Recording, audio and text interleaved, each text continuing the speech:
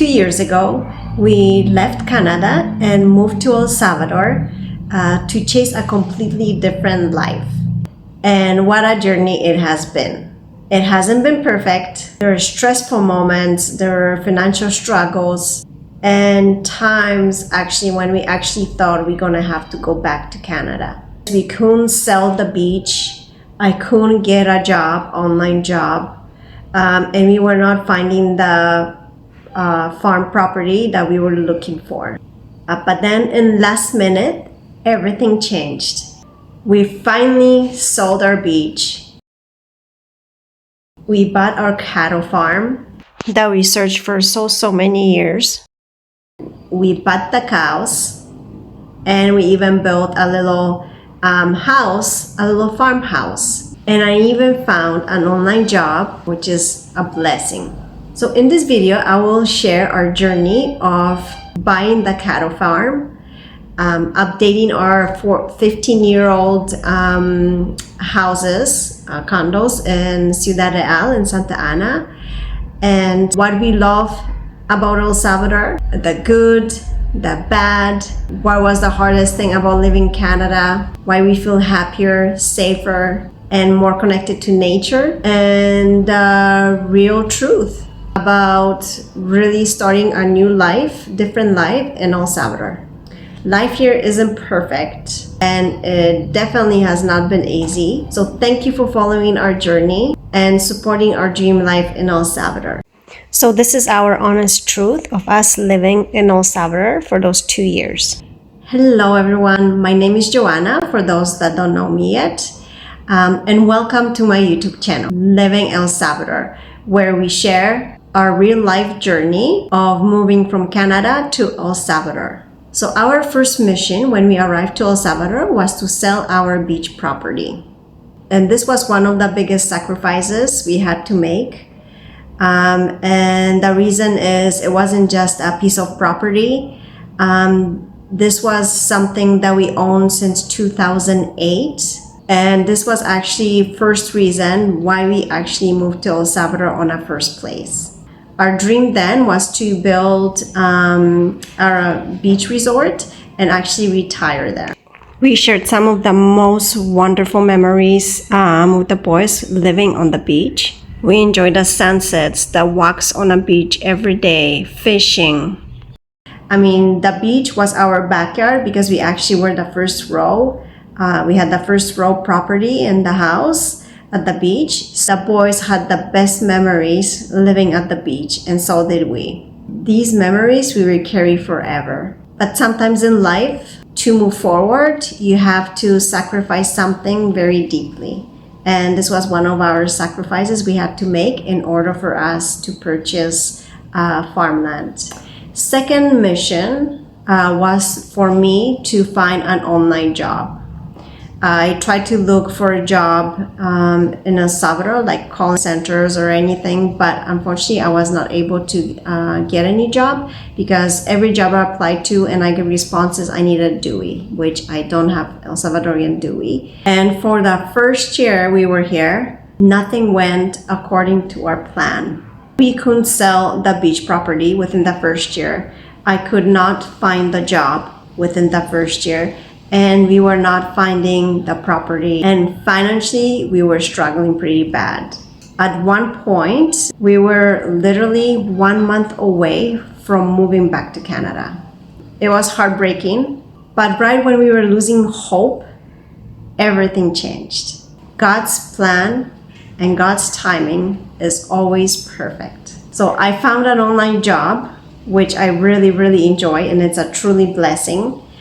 And shortly after that, we sold the beach. But during the first year of us living in El Salvador, we were searching for the property. We were looking through so many properties, and we actually found a property real close, like 5 minutes away from Ciudad Real, so in Santa Ana, beautiful flat land, which we almost bought it, but because we were not able to sell the beach on time, we lost that property, which, like I said, was a blessing.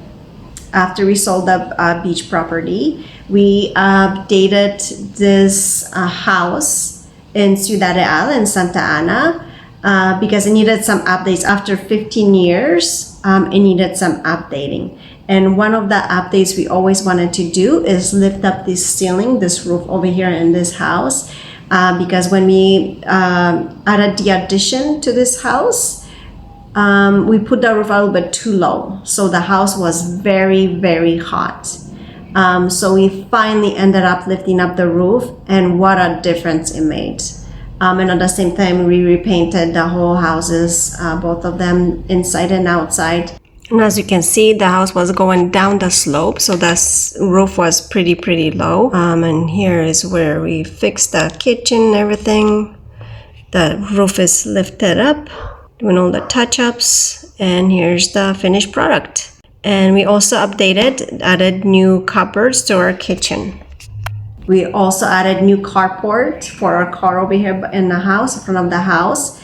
And also in the first year, I had my cousin, which is the first member of my family, visiting El Salvador. She came here for only 6 days. I only seen her for 1 full day because they were traveling everywhere.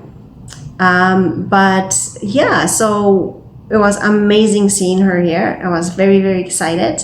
And so we went to hike Volcano Santa Ana. So here's me and my cousin, and then there's her friend. And in the same day, we went to Hot Springs Waterfall in Atikisaya. We had so much fun. This was like one of the most beautiful places. Absolutely amazing. So that was very, very exciting. After selling the beach property, a few months after, we found property for sale online. So we made an appointment right away. I think it was the next day we went to see the property, but we were not excited to see this property at all. We almost didn't go see it just because it was over than an hour away from where we live, and it was in Tacuba area. And Tacuba area is mostly mountain terrain, so we didn't think there's gonna be any flat land up there. And like I said, so we really didn't want to go that way, but we decided to go for a drive anyways, even though it's going to be a waste of time. So once we got there, we absolutely fell in love with the land. First of all, because it had paved road, we had $1 million views, and the property itself was actually really, really beautiful. So the land had quite a bit of flat area. It was just beautiful land, plus the views were breathtaking. And the price was perfect. So we went to see the property on Sunday. On Monday, all the papers were signed and we got the property. That's how fast this deal went. And again, God's timing, God's plan. So yeah, we've been very, very blessed with that. So after buying the farm, we bought our first cattle. First one we bought was Rambo, which was a baby bull, 3 days old. And the reason we got Rambo so early, only at 3 days old, is because the farm where he was born, they get rid of the baby bulls after 3 days. And we bought him because we already had the farm, but we kept him for a month in Ciudad Real, in Santa Ana, in our backyard, just because he was a baby and we had to bottle feed him. Yeah, so he was our little pet in the backyard, which it was great. Like a few days after, we bought a herd of 21 cows. And this is the day where the cows arrived to the farm. These are young cows. They're ready to be pregnant for the first time, so they were not pregnant. We thought some of them were pregnant because the owner wasn't sure either, and he said a few of them might be pregnant. And then at the same time, we started building our little farmhouse. So this project took us about a month and a half to finish building the house, but unfortunately we were not able to finish the house completely. We first thought it's going to be a caretaker house, and for us to go there like on the weekends and maybe stay there, but right now it's just being our little farmhouse where my husband actually stays, which is still not fully finished. It still needs a lot of work, and so far farm life has not been very easy at all. It's been a lot of work, it's been stressful, but at the same time, it's been very beautiful and peaceful. And so as of right now, we've been blessed with 25 cattle altogether. It's very, very exciting. So we were not thinking of starting the farm with so many cattle all at once. We thought maybe we'll start with 5 or maybe 10 the most. But like I said, in God's plan, when we seen the herd of 21 cows for sale, it was a really good price and they were really beautiful and healthy cows. So we had to jump on it. And even though we were super scared, not knowing if we have enough food or not knowing anything. But so far here we are. Also during the first year, one of our sons, who also lived here, by himself before we even arrived. He lived here 2 years before by himself because he played soccer. And so during the first year, we got a chance to go and enjoy a lot of soccer games, watching our son playing for Ahuachapan, second division. So we were always excited to go watch our son's games to support him. But unfortunately, after the season ended, my son went back to Canada to visit for his break, but he sort of ended up staying over there because he had different options with his soccer. So right now he's still in Canada. He might come back, but so far he is still back in Canada. So why we fell in love with El Salvador? One of the biggest reasons why we stayed and why we fell in love with El Salvador is the people. In the past 2 years, but not just past 2 years, because we've been going back and forth since 2008. So we actually lived here a few years before too, going back and forth between El Salvador and Canada. But this is actually the longest time we actually stayed, 2 years. We never stayed here longer than 1 year. So this is actually the longest time we've been here. But the people, I found the people like the kindest. They love helping. They always make time for you no matter what.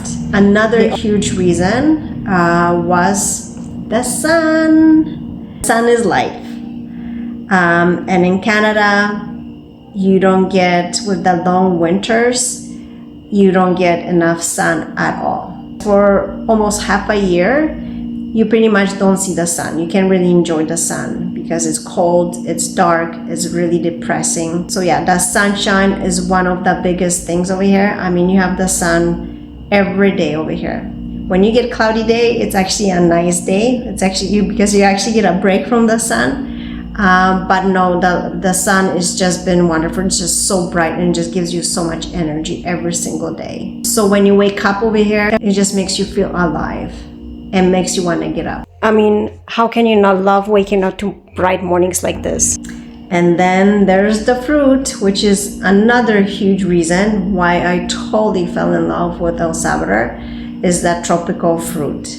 So owning tropical fruit trees since the first time I came here, 2008, was my dream. I always dreamt of having my own coconut trees, mango trees, avocado trees, aloe veras, bananas, and plantains. These were the main trees that I always dreamt of having. So yeah, we have our beautiful, beautiful avocado tree with delicious, huge avocados.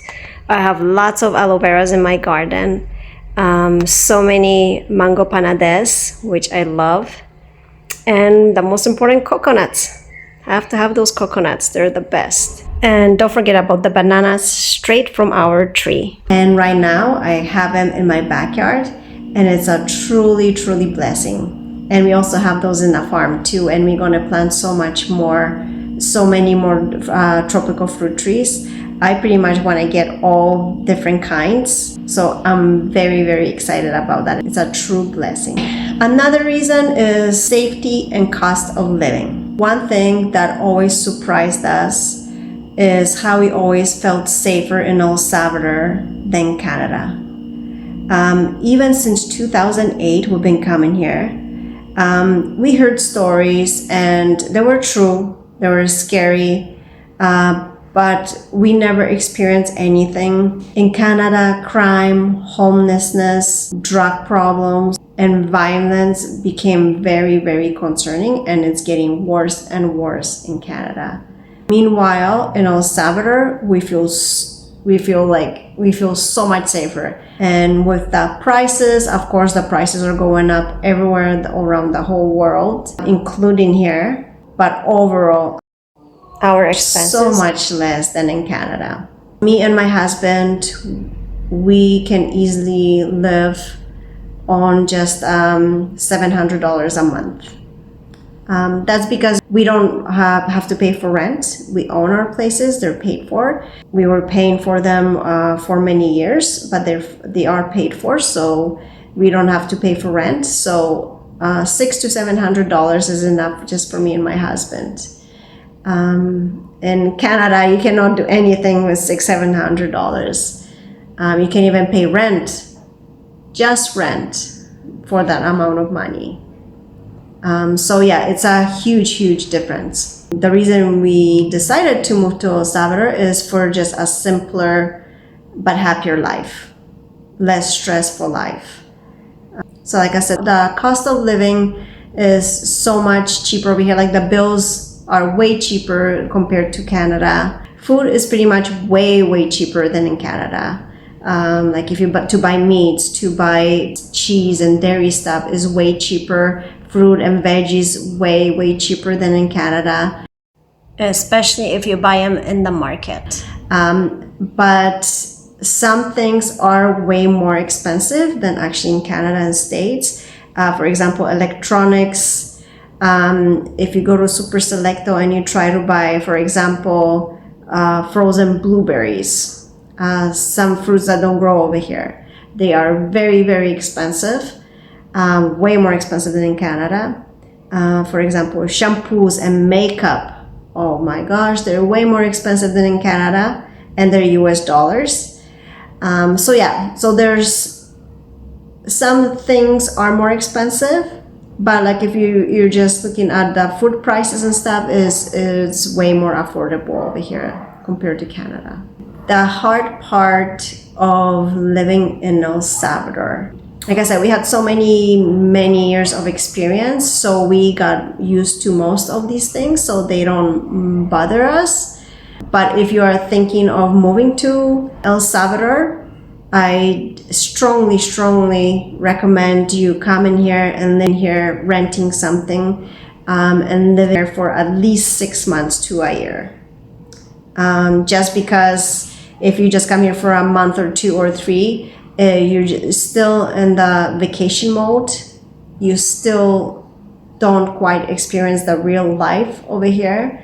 You don't get to know the people really well, the system. And to tell you the truth, you can get pretty hard, and that's what it seems like. A lot of people go back. They actually don't stay because they get homesick. The system is different.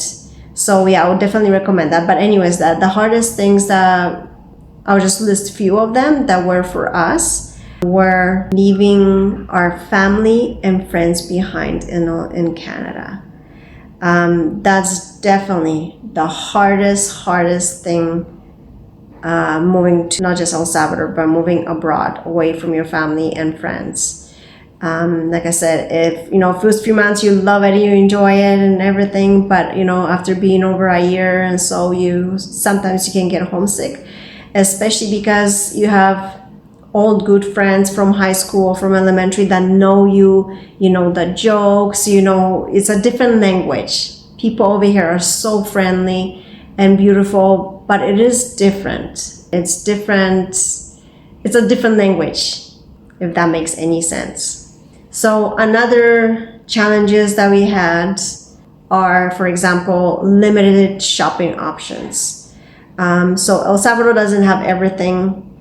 You can't buy everything that you want. For example, like all the different health options, like for example, protein or creatine, keto products and all that stuff. It's very hard to find it over here.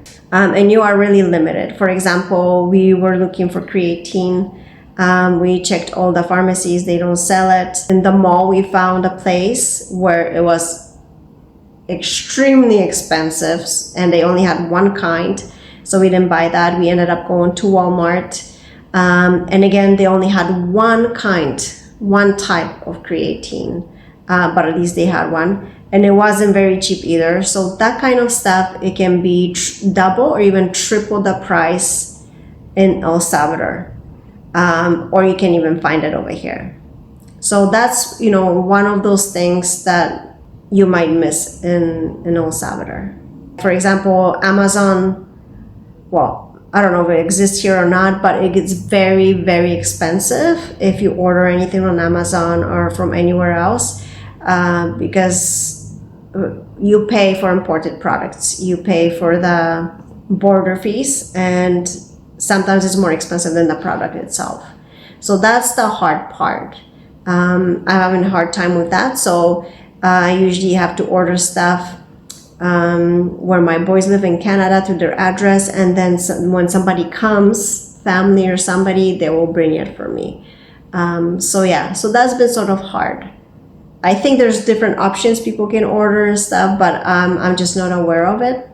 So, and like I mentioned, electronics, makeup, and all that stuff that's been imported to here, it can be very, very pricey, double or even triple the price than in States or Canada. Another thing is hard to get used to is bugs.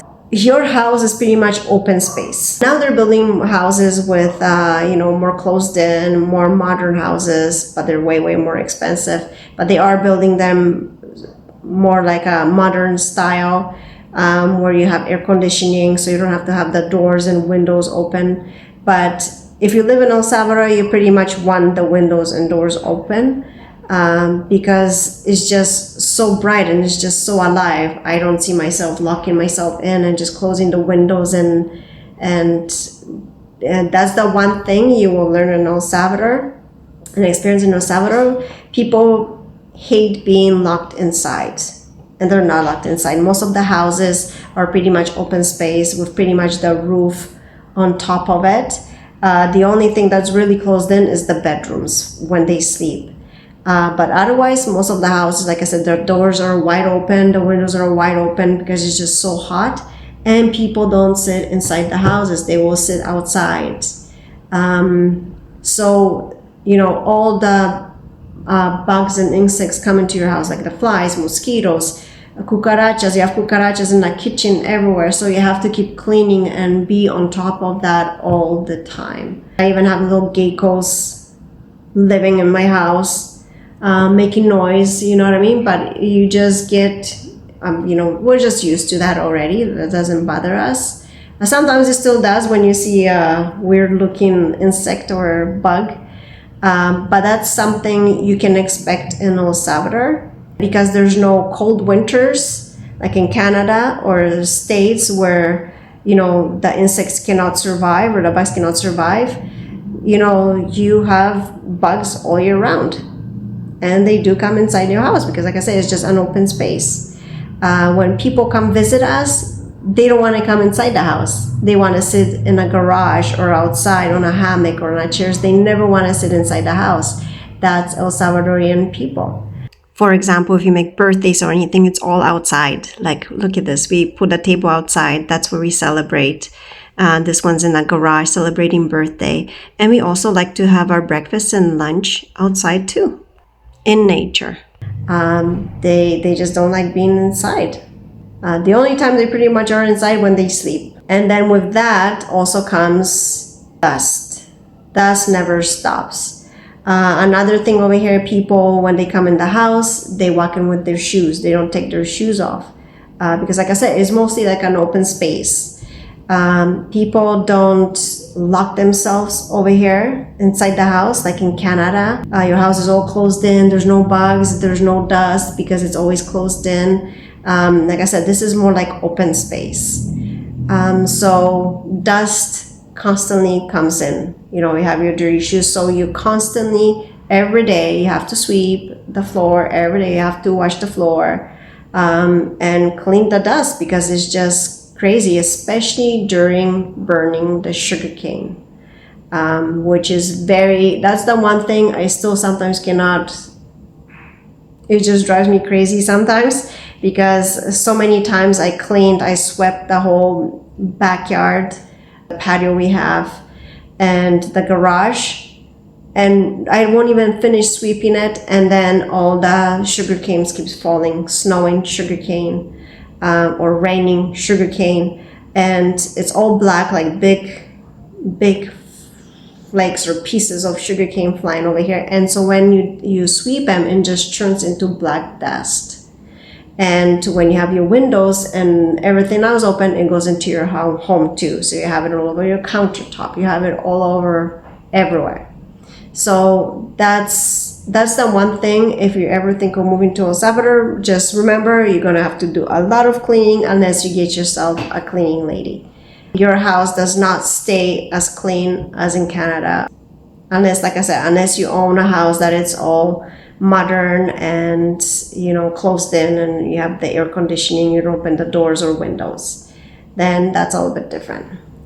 Another thing is the noise. El Salvador is never quiet. There's noise all around you. I even remember the first time in 2008 when we came here. You have geckos, you have birds, you have old crickets, you have everything making noise, all the insects, all the birds, everything. And on top of that, you have people. Like in the morning, first thing in the morning, 6 in the morning, you have the sellers selling pan francés, quesadilla. You already have big traffic. 6 in the morning, from 6 in the morning, you already hear the traffic because people go to work. People wake up over here at 5 o'clock, and they shower and they're all ready to go to work or do whatever, go with their lives. So you have noise all the time. Like even in Ciudad Real, because we have so many neighbors over here, a lot of times I can't even make the videos, or sometimes even work, I have to have headphones because the neighbor will play music loud almost every day. On the other side, the same thing. Another lady will play music really loud. So that's something you can expect in El Salvador. And it might be a little bit hard for you to get used to because, like I said, it's just noisy. And with that, was really hard for us to get used to at first when we first lived in El Salvador, because we love reading books, and so we like to have a peaceful, quiet room where we can do that, where we can concentrate, where sometimes even we want to meditate, or just concentrate on something, plan something. Well, that was almost impossible. For all these years we were coming here, we just could not concentrate because we did not have a room where we can lock ourselves to be quiet without noise. We just could not do it. It just doesn't exist. Like I said, the neighbors have music, dogs, birds, you hear everything. So that was very, very hard for us to do, is that we could not concentrate, we could not read books. Now we're getting used to it. So, but like I said, it took us so many years, but we're totally used to it now and we can sort of deal with it. But yeah, that's another thing. And like I said, because it's so bright, and like I said, the noise is what what makes you feel alive. It really makes you feel alive. And so I have no complaints about that at all. Like in Canada, it's just quiet. No noise. She was like, is anybody here? Does anybody live here? You can't hear your neighbors, you can't hear music, you can't hear. So it feels really, really quiet. Like when we were going back and forth, it felt really, really quiet in Canada. Because it's just like, anybody here? It almost felt dead, like a ghost town. So we really got used to that noisiness in El Salvador. Yeah, so it doesn't bother us anymore. Obviously sometimes, like when I'm trying to make the video and there's music playing, like today, that's why I'm making this video really late. I was gonna make it way earlier today, but like I said, the neighbor was playing music loud, so I was not able to make the video. So, but that's just, like I said, it's just something you have to adjust to. And I don't mind it at all because, like I said, it just makes you feel alive. Another thing that might be hard to get used to is traffic. Traffic in El Salvador is quite different, with almost no driving rules. It's quite different driving over here. It can be very, very stressful. It seems like, I don't know, El Salvadorian people are the nicest people, but when they drive, it feels like a different world. And there pretty much is no rules. Like I remember when my son was playing soccer here when we stayed here many years ago. We had to go to practice to Santa Ana every day, and they were fixing the highway over here. There were 2 lanes. Well, not for long, because then they turn into 5 lanes. Like people just have no patience. They cannot wait behind another person. Plus, since 2019, well, it has changed a lot since the first time we've been here. We bought this place over here in Santa Ana around 2011, 2012. And I think there was only a few houses that own cars, including us. Now, almost every single house in here has a car. So yeah, that traffic is just got so much bigger, even since 2019, since I've been here last time. Is just so much more traffic. And so yeah, it can be pretty stressful. So final thoughts. This journey's been full of struggles, sacrifices, blessings, unforgettable moments. It has not been easy, but it has been worth it. Thank you so much for following our journey and supporting us. And we feel really blessed that our subscribers actually want to come see us, which I think it's a big, big blessing. So thank you so much. It's been great. I love meeting our subscribers. So yeah, thank you so much. We really appreciate everything, all the likes and all the subscribers to subscribing to us. It's really helping us too financially. So thank you very much. I will make another video very quick of our 1 year of owning the farm, because it's already been a year. So I will make a video really quick, so stay tuned. If you enjoyed this video, please don't forget to like and subscribe to follow our farm life adventures.